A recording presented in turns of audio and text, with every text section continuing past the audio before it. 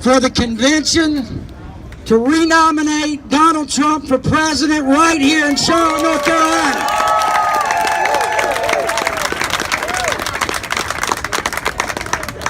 However, we have a lot of work to do before then in Mecklenburg County, in Johnston County, in Gaston County, in Wake County, in Alexander County, and everywhere in between. Now, we probably have, I'm guessing, 500 to 600 people out here today, a great crowd. Yeah.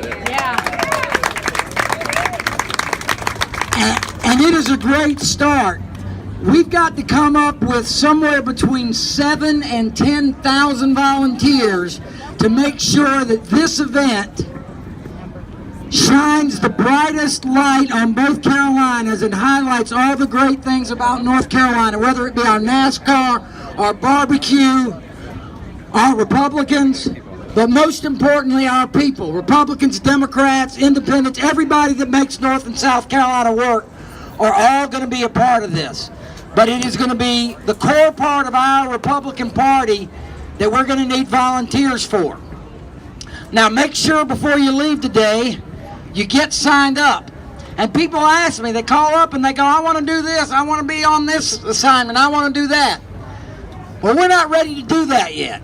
And what we'll be doing is recommending things to the host committee, recommending things to the RNC. But the way that we can recommend you, the way that we can all get ready for this great event in North Carolina is start doing it now. Start by volunteering with us. Start by volunteering with the Mecklenburg County Party. Start by volunteering with your local party if you're from somewhere else. Now, I do want to point out, we've got a little bit of invasion here today. We've got a few of my friends from South Carolina here. All right? And we're going to need them too. We're going to need them too. And they were tremendously helpful when we were in Austin, when we were putting the bid forward. This is going to be a great project, not just of Charlotte, not just of North Carolina, but of both Carolinas, and not just of Republicans. But Republicans are going to be the core of this volunteer base. So the best advice we can give to you is sign up today and start helping today. I'll give you a couple of ideas. The 9th Congressional District that goes through the heart of Charlotte, going east.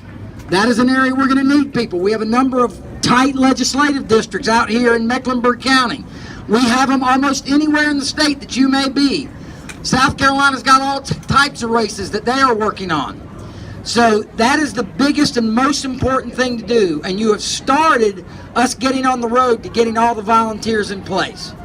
Now, a group of people that have been so helpful to us, and we want to say a special thanks today. The Executive Committee of the North Carolina Republican Party passed unanimously a resolution thanking Mayor Lyles, thanking the City Council, thanking the business leaders here in Charlotte. Without those folks, we would not have gotten here. So we should all thank them.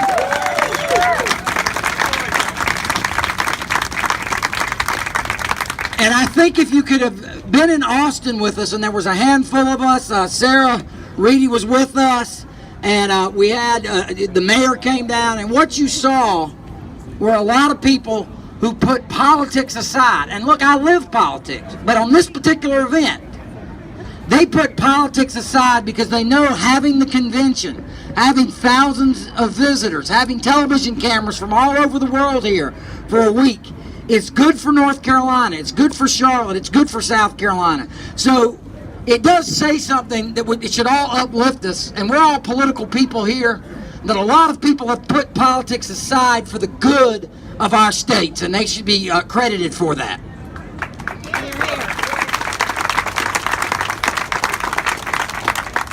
If you don't know it, we have some tough elections ahead of us this year. It is always a tough election, the first midterm when your party holds the White House, and this will be no different.